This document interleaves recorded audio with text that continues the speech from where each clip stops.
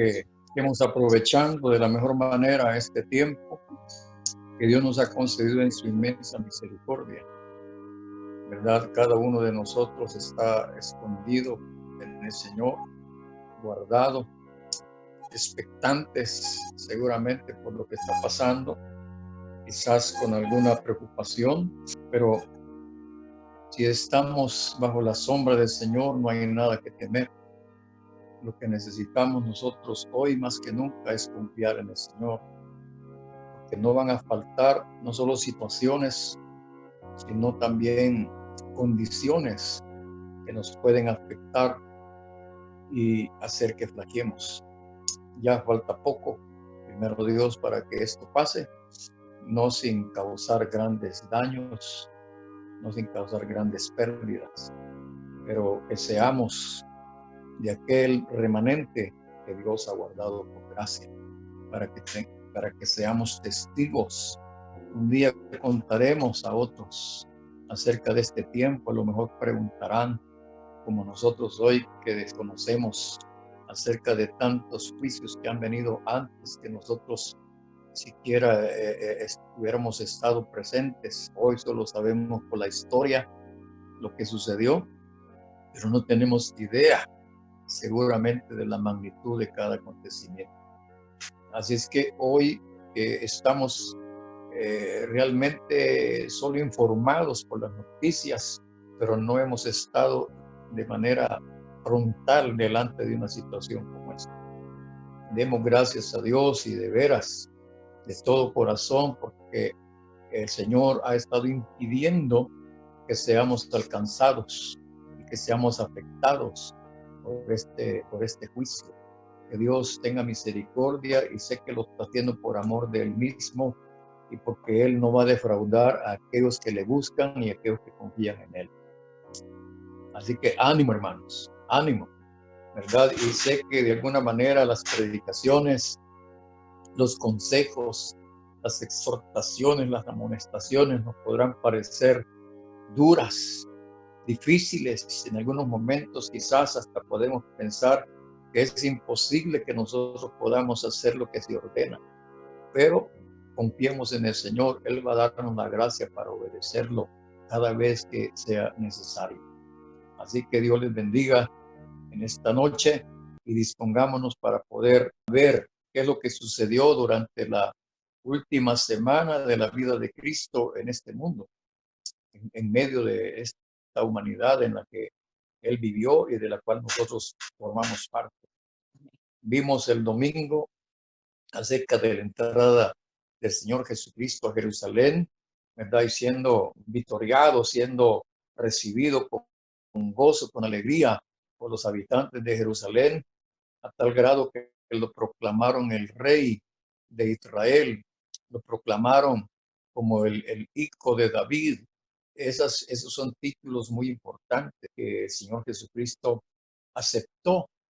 El Señor Jesucristo estuvo dispuesto a recibir esa bienvenida, esa aceptación de parte del pueblo, aunque Él sabía que eso era temporal, ¿verdad? Porque ciertamente Él sabía que dentro de unos pocos días Él iba a enfrentar la muerte para la que había sido escogido a fin de liberarnos, a fin de salvarnos.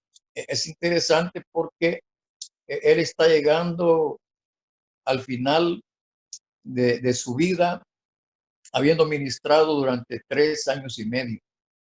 Esto de los 3 años y medio está relacionado con Daniel 9:27, cuando habla acerca de la semana de 7 años, y nos damos cuenta que en ese momento está terminando el Señor Jesucristo esos 3 años y medio, o sea, la mitad de la semana. Sabemos que Él inició su ministerio con el bautismo por Juan allá en el Jordán, fue llevado al desierto para ser tentado por el diablo, regresa en el poder del Espíritu para comenzar su ministerio haciendo sanidades, haciendo milagros, haciendo liberaciones, etcétera, y sobre todo predicando el evangelio del reino. Así inició esa semana 70, ¿verdad? Y durante 3 años y medio el Señor Jesucristo manifestó su gloria, su poder, su autoridad, su señorío, no solamente en el ámbito natural, sino también en el ámbito espiritual. Y vemos pues que él termina estos 3 años y medio de ministerio experimentando la muerte y la resurrección. Es muy importante que entendamos eso. ¿Por qué? Porque ha pasado muchos años, 2000 y pico de años, y la mitad de la semana de Daniel 9:27 está por comenzar, está a las puertas. Y esto que estamos sucediendo es una llamada de atención para que nos preparemos, porque lo peor viene, sin duda, viene lo peor, pero esto que está pasando debe quebrantar nuestros corazones y debe de alentarnos a fin de que cada uno de nosotros tome la decisión plena, profunda, ¿verdad? De arrepentimiento y de conversión hacia el Señor, ¿verdad? Así es que ánimo, hermanos. Él entra pues a Jerusalén y me llama mucho lo que el Señor hace al entrar a Jerusalén y lamentarse por ella, lamentarse por ella. Ciertamente este pasaje del lamento del Señor por Jerusalén, dice el verso 41 de Lucas 19. Vamos por favor allí y meditemos un momento en esto que sucedió en el momento que el Señor Jesucristo entraba a Jerusalén. Dice que después de haber sido recibido, dice que el Señor se lamenta, ¿verdad? De Jerusalén. Él se refiere a Jerusalén de una forma tan tremenda. Dice, y cuando llegó cerca de la ciudad, al verla, lloró sobre ella diciendo, oh, si también tú conocieses a lo menos en este tu día lo que es para tu paz, mas ahora está encubierto de tus ojos, porque vendrán días sobre ti cuando tus enemigos te rodearán con vallado y te sitiarán y por todas partes te estrecharán y te derribarán a tierra y a tus hijos dentro de ti y no dejarán en ti piedra sobre piedra por cuanto no conociste el tiempo de tu visitación. Hermanos, este es una clave muy importante porque nosotros deberíamos estar atentos, deberíamos estar despiertos, debemos estar alertas con lo que está pasando, porque ciertamente es un aviso, es un anuncio de lo que vendrá. Aquí el Señor Jesucristo, imagínense, estaba hablando de esto y tanto en el año 70 después de Cristo, que fue la destrucción del templo, y luego en el año 136 el pueblo de los judíos fue aplastado, un genocidio terrible en medio de ellos en el año 136 después de Cristo. Fue tanta la destrucción que los romanos dejaron desolada la ciudad y todos los judíos que pudieron sobrevivir fueron esparcidos por todo el mundo del imperio romano de aquel entonces. Hasta hoy día, hermanos, podemos darnos cuenta que después de la Segunda Guerra Mundial, hermanos, en el 1947 o 48, Israel está volviendo de nuevo a su tierra. Después de tanto tiempo, hermano. Esto es muy interesante y muy importante. Ahora están los judíos en su tierra. ¿Qué va a pasar con ellos? Al ver en Mateo 24 la advertencia del Señor Jesucristo, hablando del inicio de la otra mitad de la semana 70 que inicia con la abominación desoladora, hermanos, Él les dice que lo que viene es una desolación y son tiempos de gran tribulación para ellos.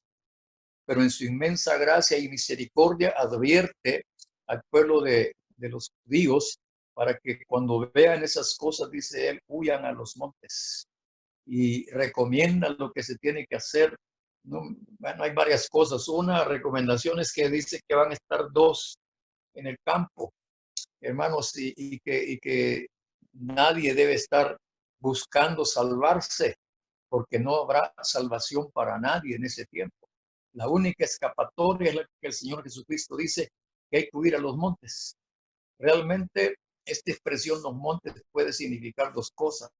o son los montes literales de, de Judá, ¿verdad? Algunos comentarios he oído yo de que en Israel, en ese lugar, en Jerusalén, parece ser que no hay montes que estén poblados de árboles. Son montes pelados, por decir así, ¿verdad? No hay básicamente lugares donde esconderse, a menos que sean las cuevas. Pero imagínense la recomendación de Jesús. Hoy la recomendación para nosotros, en lugar de que nos digan huyan a los montes, nos están diciendo que nos escondamos en nuestras casas para poder liberarnos de lo que está viniendo. Más vale que nosotros sigamos las recomendaciones, esperemos, y después de todo esto veremos realmente que la misericordia de Dios fue extendida sobre nosotros. Jesús advirtió de estas cosas, versículo 20 al 24 de Lucas 21, pero cuando viereis a Jerusalén rodeada de ejércitos, sabed entonces que su destrucción ha llegado. Entonces los que estén en Judea huyan a los montes, y los que en medio de ella váyanse, y los que estén en los campos no entren en ella, porque estos son días de retribución para que se cumplan todas las cosas que están escritas. Y hay un lamento aquí, más hay de las que estén encintas y de las que críen en aquellos días, porque habrá gran calamidad en la tierra, e irá sobre este pueblo, y caerán a filo de espada, y serán llevados cautivos a todas las naciones, y Jerusalén será hollada por los gentiles hasta que los tiempos de los gentiles se cumplan. Entonces notemos las exhortaciones del Señor. No deben ser tomadas a la ligera, no deben ser vistas de una forma en la que ignoremos lo que Él está advirtiéndonos.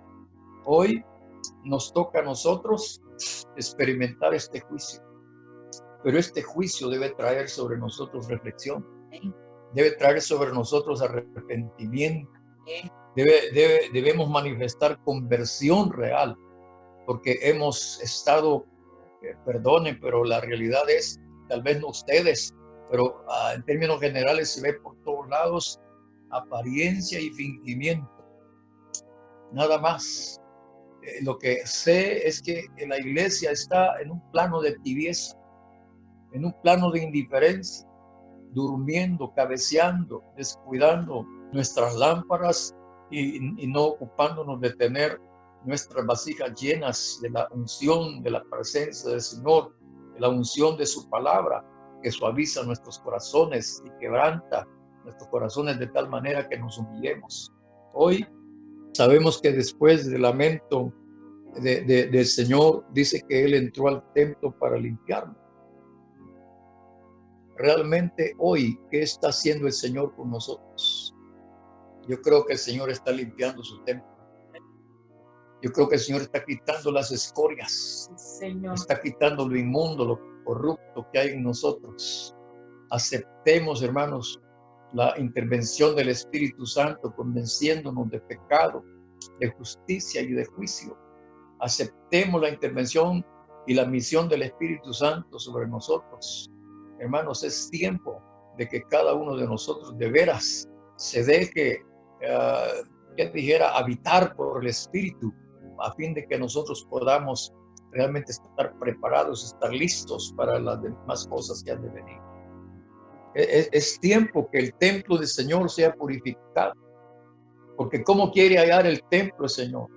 ¿Cómo halló el templo después de que el Señor entró a Jerusalén? Miren, Jesús había visitado el templo muchas veces,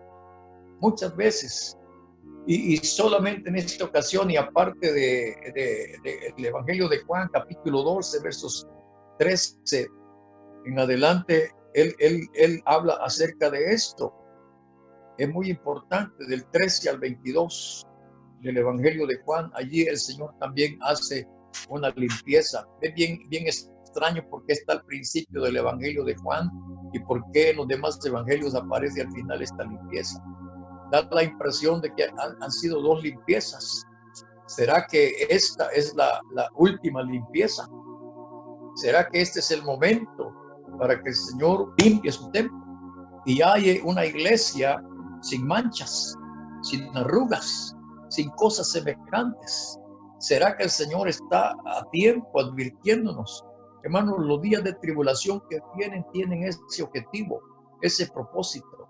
limpiarnos, purificarnos de nuestra mente, de nuestro corazón, que mejoremos nuestros caminos, que mejoremos nuestras obras, que de veras nos pongamos en serio con el Señor, que de veras dejemos de estar jugando, dejemos, hermanos, de estar pensando que vamos a poder escapar sin prepararnos, que vamos a poder ser librados sin no buscar someternos a la guianza del Espíritu. Es muy importante, hermanos. Luego hallamos que en este caso de la limpieza del templo, lo que hallamos es un cumplimiento de la profecía. En primer lugar, hermanos, el amor de Dios por Jerusalén. El amor de Dios por Jerusalén es determinante. Él dijo: oh Jerusalén, Jerusalén, que matas a los profetas y apedreas a los que te son enviados. ¿Cuántas veces quise, dice él, recogerte como la gallina sus polluelos debajo de sus alas y no quisiste? Hoy, hermanos, el Señor está recogiendo bajo sus alas nuevamente, en este caso a Israel, a los judíos, pero principalmente también a nosotros, que nos llamamos también Israel, y que de alguna manera venimos a ser también judíos.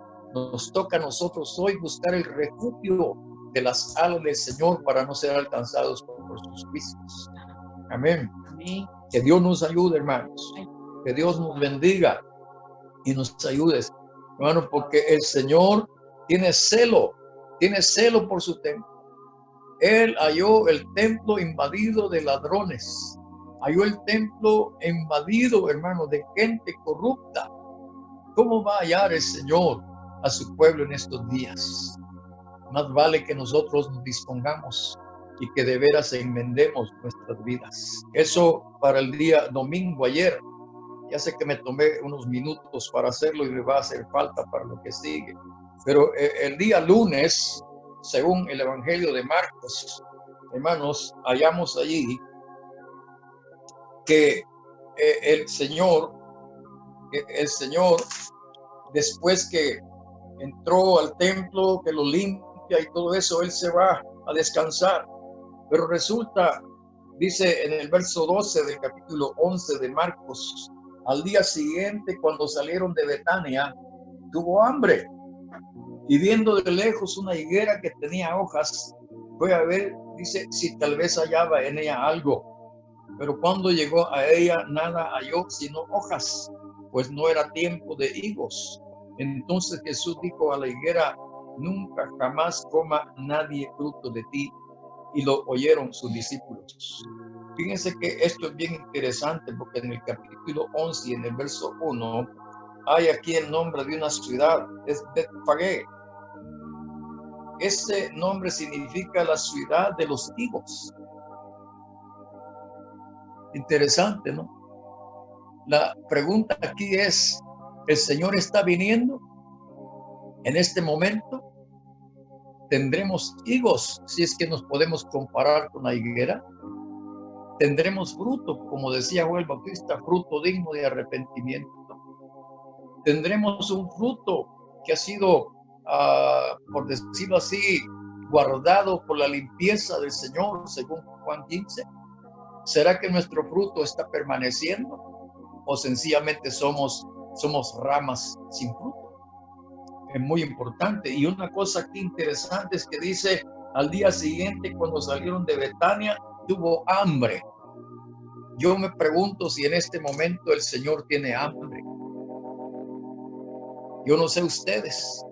Si ustedes supieran esto y si el Señor se les apareciera y sabedores que tiene hambre, yo sé que inmediatamente muchos de nosotros le ofreceríamos algo de comer.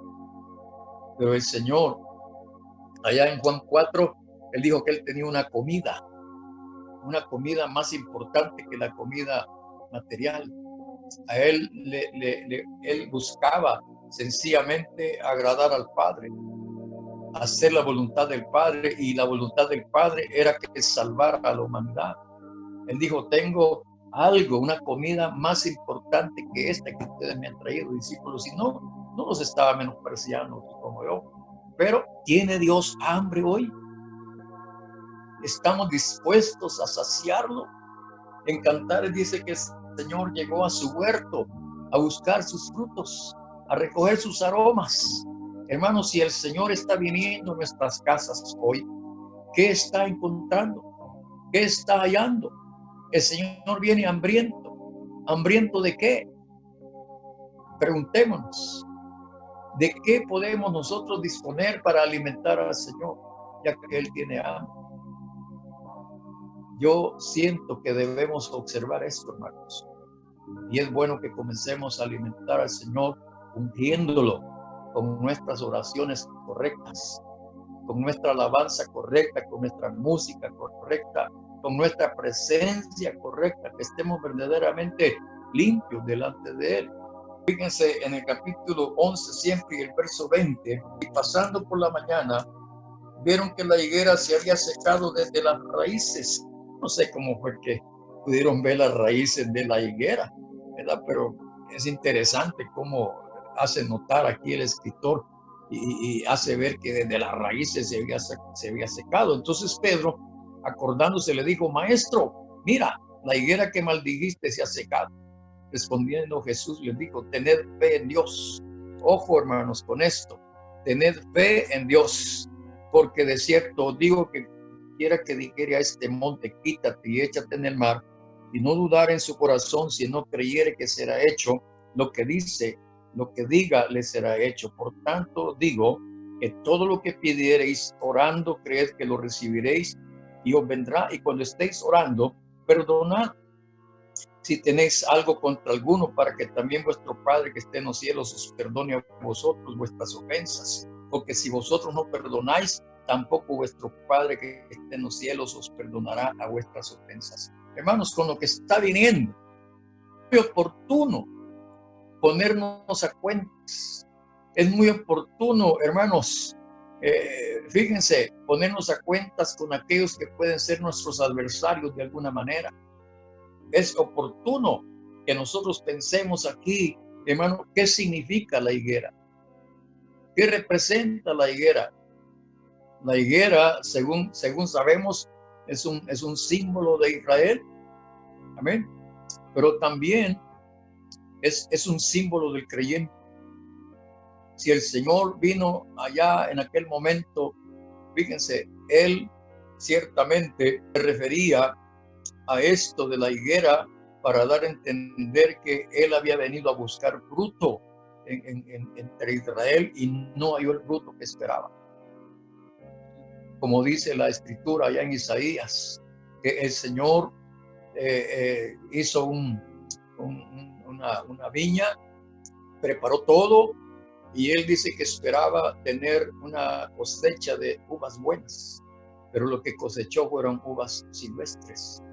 Hermanos, no seamos nosotros uvas silvestres. No seamos nosotros, hermanos, gente que no satisfagamos el hambre y sed de justicia del Señor y la nuestra.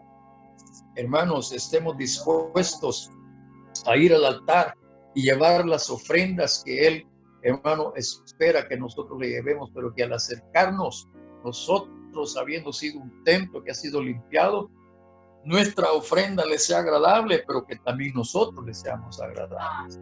No podemos llevar una ofrenda agradable siendo nosotros desagradables. Señor. La ofrenda debe ser agradable, pero nosotros también debemos de ser agradables delante del Señor.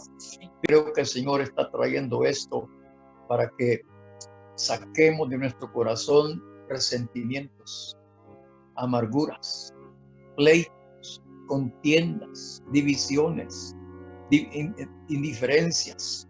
Hermanos, es tiempo que el amor fraternal no fingido sea manifestado como debe ser y dejemos de ser hipócritas. Es muy importante esto que les estoy diciendo. Miren, aquí el Señor, después de hablar de esta higuera que Él maldice, fíjense que Él tiene que meter en el contexto esto acerca de la oración. ¿Qué tiene que ver la higuera con la oración? ¿Qué está buscando el Señor en nosotros? Que verdaderamente oremos como debemos orar. Él viene a buscar un pueblo que ora, un pueblo que gime, un pueblo que clama, un pueblo que se duele por la injusticia y por lo que está pasando en esta humanidad. Él viene a buscar hombres y mujeres que verdaderamente están intercediendo por los perdidos. Él viene a buscar, si algo va a satisfacer el hambre del Señor, es que haya hombres y mujeres que practican la justicia. ¿Por qué el Señor está usando esto en este contexto? Fíjense, ¿qué tiene que ver la higuera con esto? Dice, por tanto, dice el verso 24, os digo que todo lo que pidéis orando, creed que lo recibiréis y os vendrá. Hermanos, esto es muy importante. Allá en lo que leíamos anteriormente, en el capítulo 11 siempre, cuando el apóstol Pedro le dice al Señor, ¿qué pasó con la higuera? En el verso 22, respondiendo Jesús, le digo, tener fe en Dios. Usa dos cosas, tener fe en Dios y orar. Pero escuchen, la fe en Dios y orar al Señor puede ser estorbado terriblemente si alguno de nosotros está orando y dice que está teniendo fe, teniendo algo en contra de un hermano, teniendo algo en contra de un pariente, de un familiar, de un vecino, qué sé yo. Pero si tenemos amarguras y tenemos contienda en nuestro corazón, si tenemos celos amargos, hermanos, por mucho que oremos y por mucho que digamos que tenemos fe, no va a funcionar. Necesitamos que nuestro corazón sea limpiado, que nuestro corazón sea purificado, hermanos. La palabra de Dios dice que nosotros debemos de acercarnos confiadamente al trono de la gracia, pero dice que debemos acercarnos con un corazón limpio de mala conciencia y lavado los cuerpos con agua pura. Entonces, ¿qué tiene que relacionar esto? Y dice en el verso 25, y cuando estéis orando, perdonad. Yo no sé ustedes, hermanos, pero sí, yo he experimentado más de alguna vez estar orando y me he sentido tan seco, más que un desierto. ¿Qué es lo que ha estado pasando? Estoy orando y estar pensando o estar pendiente de la ofensa que me hicieron y que no puedo perdonar. Noten esto, hermanos, este es punitivo, porque el verso 25 dice, y cuando estéis orando, perdonad si tenéis algo contra alguno, para que también vuestro Padre que está en los cielos os perdone a vosotros vuestras ofensas. Queremos asegurar el perdón. Queremos asegurar que vamos a estar bien delante de Dios. No podemos estar orando y odiando. No podemos estar orando y con amarguras, con resentimientos y con alguna dificultad en contra de nuestros hermanos. Dice el verso 26, para ir terminando, porque si vosotros no perdonáis, tampoco vuestro Padre que está en los cielos os perdonará vuestras ofensas. Por supuesto que los que estamos aquí esta noche queremos que nuestras ofensas sean perdonadas, pero no podrán ser perdonadas si nosotros no perdonamos a los demás las ofensas que nos hayan hecho. No solo este día, sino las que nos vayan a hacer en los días venideros. Estemos prestos, estemos prontos a perdonar cualquier ofensa que alguien nos haga en alguna manera. Así que esto sucedió el día lunes en la vida de Cristo, y qué clave más importante Él nos dio antes de ir a la cruz. Por eso en la cruz Él pudo decir, Padre, perdónales porque no saben lo que hacen. Que en medio de la ofensa nosotros también podamos decir, Padre, perdónales porque no saben lo que hacen, y aseguraremos nuestras almas y aseguraremos nuestra presencia delante del Señor. Oremos, hermanos. Padre, te damos gracias esta noche y te bendecimos por esta palabra que nos has dado. Obra en cada uno de nosotros, Señor, y que tu gracia haya, Señor, cabida en nuestros corazones. Que lo que está viniendo, Señor, nos haga pensar en serio, Señor, lo que tenemos que hacer. Que nos haga pensar en serio, que tomemos la decisión correcta, Señor, de arrepentirnos y tener un corazón que perdona cualquier ofensa de cualquier persona, Señor, si es que queremos que nuestras ofensas sean. Señor, muchas gracias. Dios les bendiga.